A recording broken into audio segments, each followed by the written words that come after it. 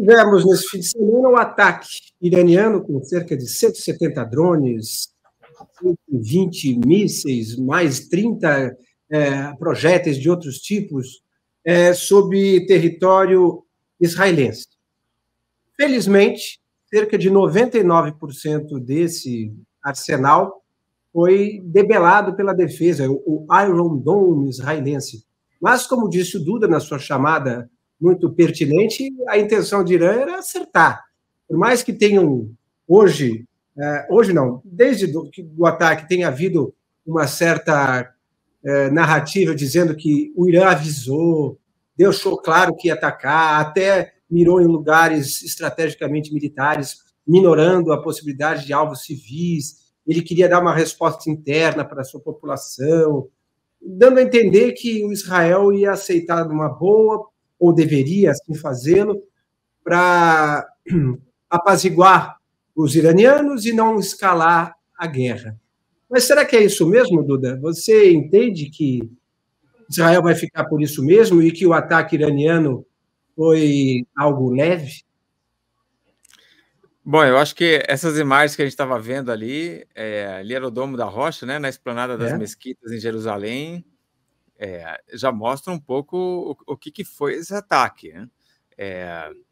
Dizer que esse ataque com 300 drones e mísseis foi feito só para mandar um gesto, mandar um sinal, que foi coreografado, né? A gente sabe que não deu certo. Agora, dizer que o objetivo era não causar dano nenhum, de onde as pessoas estão tirando isso, né?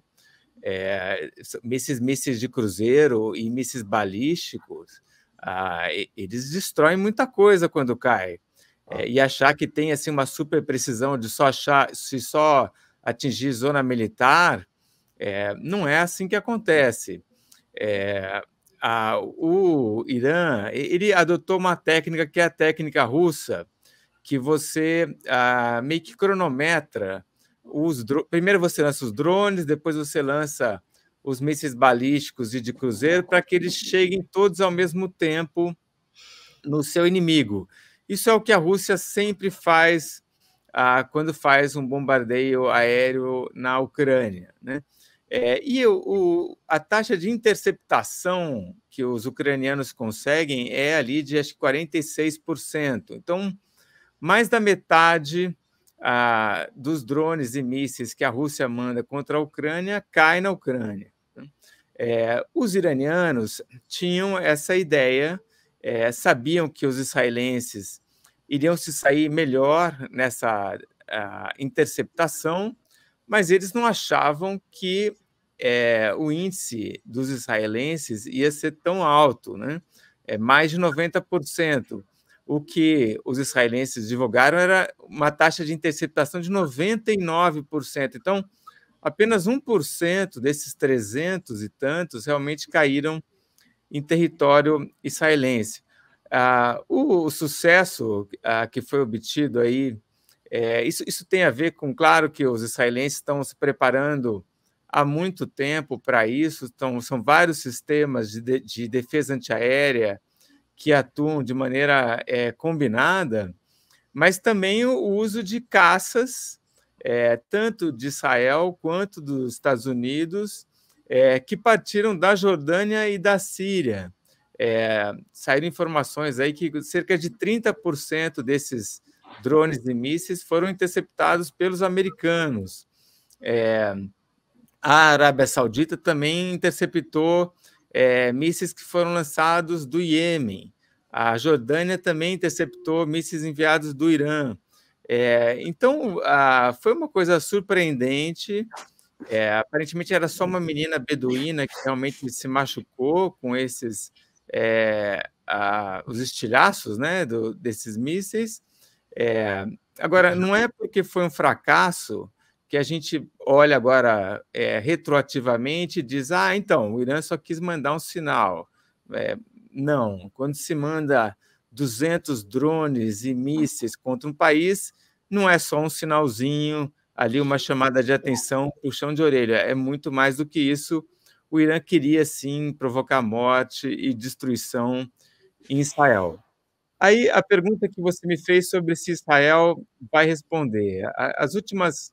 Eu estava acabando de ler aqui as notícias do que saiu do gabinete, né, militar de Israel. E eles estão divididos ali enquanto dá uma resposta agora.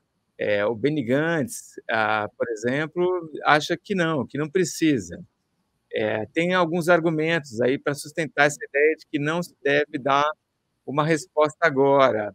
É, uma delas é que qualquer ação israelense sem apoio americano, e os americanos não estão apoiando uma reação israelense agora, né? Os americanos falam, se quiser, vai, mas vai sozinho, né? Esse ataque de Israel ao Irã, ele é muito difícil. A distância de Israel para o Irã são 2.000 quilômetros.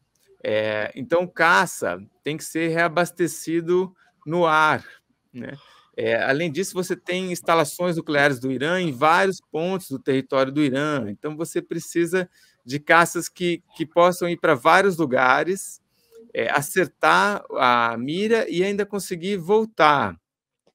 E você tem instalações iranianas que estão embaixo da terra, que é o caso de Natanz e de Fordo. Então, você precisa de bombas especiais, que são aquelas bombas anti-bunker, né? Então, um ataque puramente israelense consegue fazer muito estrago no Irã, mas dificilmente vai conseguir deter o programa nuclear. O Irã está produzindo a bomba atômica, né, com centrífugas de enriquecimento de urânio, fazendo isso há muito tempo, né? Então, um ataque puramente só israelense não consegue parar com isso. Agora, se os americanos entrarem juntos na história, aí é outra história, porque a capacidade que os americanos têm com porta-aviões, com submarinos, é muito maior de causar realmente um impacto no programa nuclear iraniano. Então, tudo isso faz com que os israelenses estejam um pouco mais cautelosos em dar uma ação agora, em realizar uma ação agora. O Benny Gantz, por exemplo, está dizendo, não, a gente pode esperar um pouquinho, a hora que tiver um outro momento, a gente pode fazer isso, e sim, a gente vai fazer alguma coisa, mas não já, né? Então, acho que tem um consenso em Israel de que é preciso fazer alguma coisa.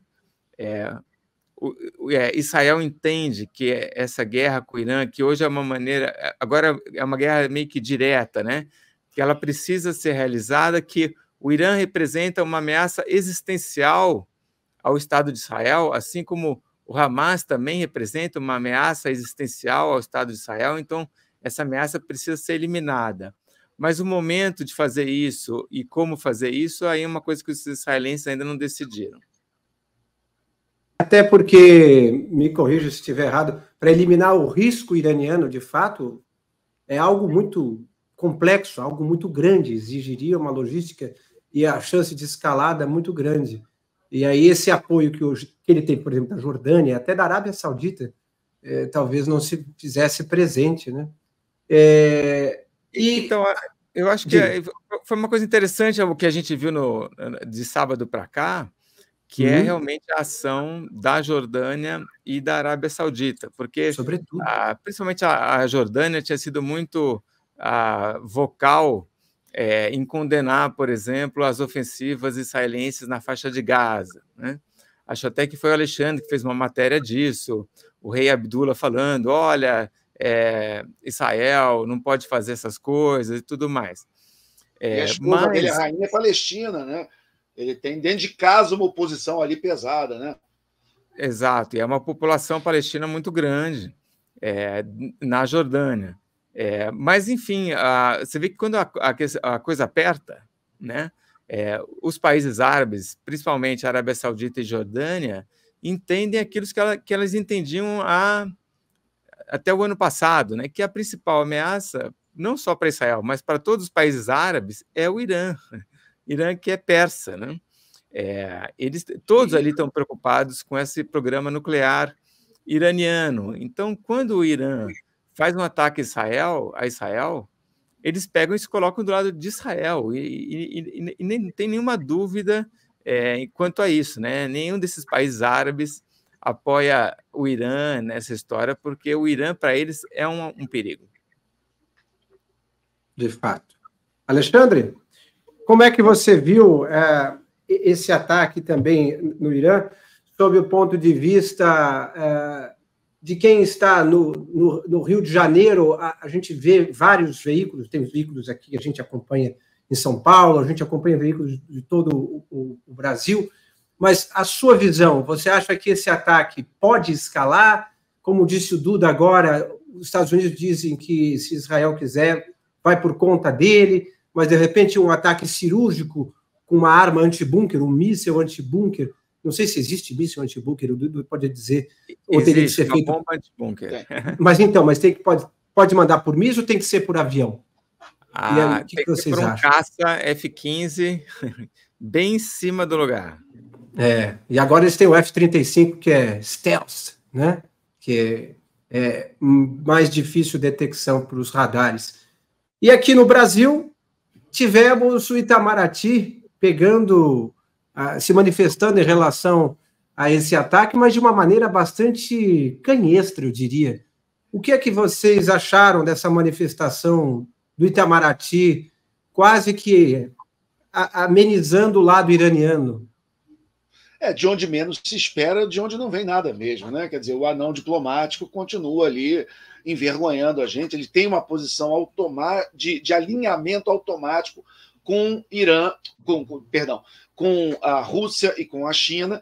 Nós estamos vivendo, eu acho que a gente já está numa nova Guerra Fria, né? Você vê que esse conflito que está acontecendo é um conflito onde o Irã, antes de fazer qualquer coisa, consulta a China e a Rússia, eles têm que estar alinhados, da mesma maneira que Israel, nesse momento, apesar de seus cabeça-quentes ali, né, o Ben-Gvir, esses caras, eles consultam os Estados Unidos, consultam a União Europeia, né? Quer dizer, você tem ali já todos os elementos colocados de uma guerra por proxy, dessa nova Guerra Fria, que põe de um lado a Rússia e China, e do outro lado, União Europeia, Estados Unidos, e nós, lamentavelmente, de uma maneira muito vergonhosa, nós estamos alinhados automaticamente com tudo que se coloca como um interesse desse lado, China e Rússia. Claro que o discurso do Itamaraty é que nós somos um terceiro bloco,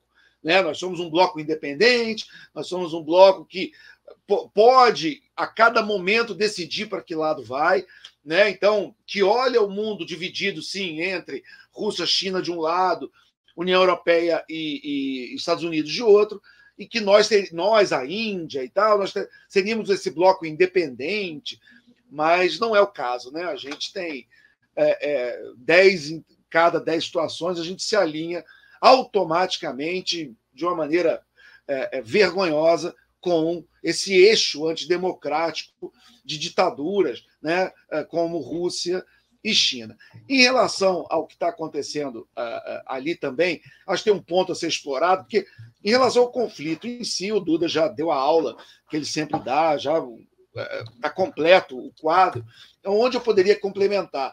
Lá nos Estados Unidos, o Donald Trump deve usar isso muito, né? Quanto mais escalar o problema Irã, mais deve ser usado pelo Trump na campanha. Por quê?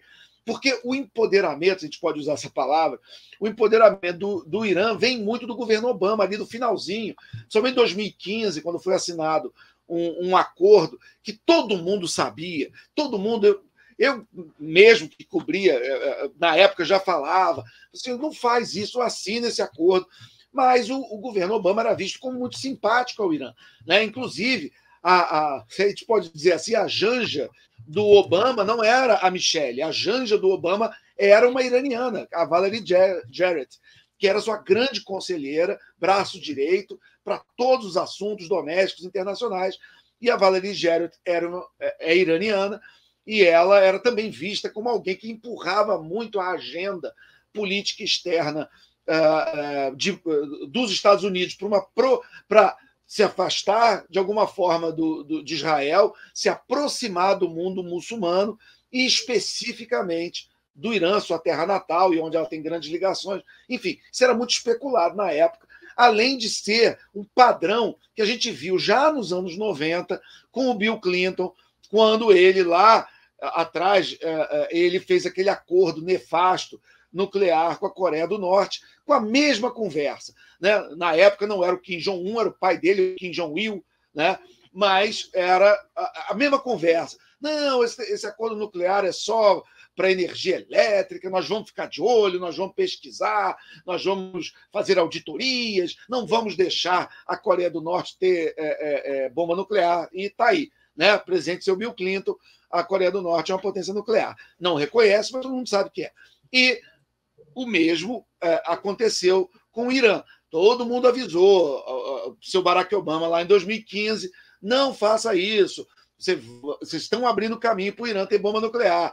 A mesma conversa, não, nós vamos inspecionar, a ONU está em cima, não vamos deixar nada disso acontecer, e o resultado está aí. Está aí o Irã também muito avançado no seu programa nuclear. O quanto que o Irã está próximo de ter a sua própria capacidade nuclear é especulativo, né? Cada informação de um serviço de inteligência diz uma coisa, mas ajudar não ajudou.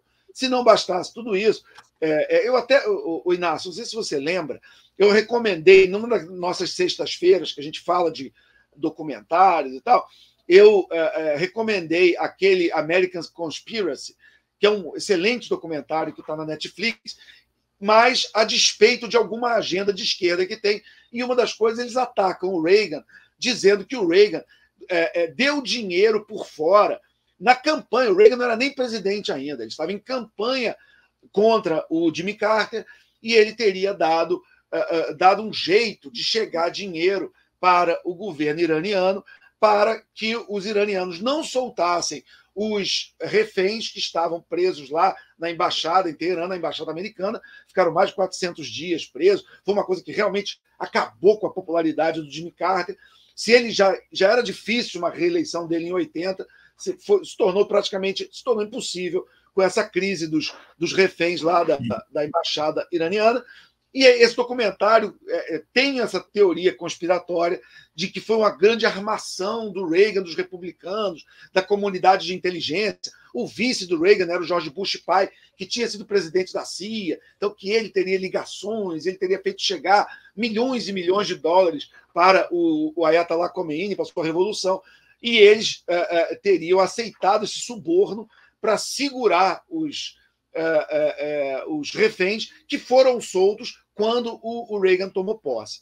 Pois é, o seu Barack Obama, nos seus últimos dias de governo, lá em 2016, ele foi pego por um escândalo muito parecido, muito que eles têm esse tipo de acusação em relação ao Reagan, mas 400 milhões de dólares foram enviados dos Estados Unidos para o Irã. Isso foi um escândalo na época, uma coisa que pegou muito mal.